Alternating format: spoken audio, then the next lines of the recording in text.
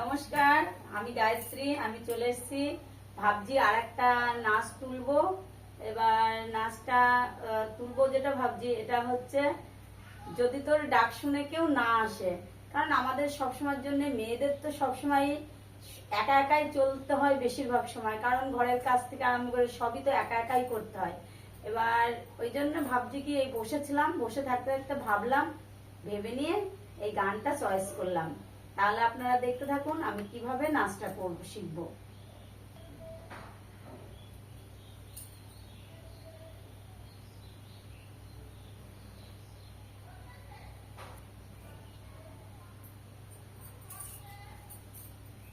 আওয়াজই নেই, আমি মোবাইল গানটা চালাইনি, দেখুন।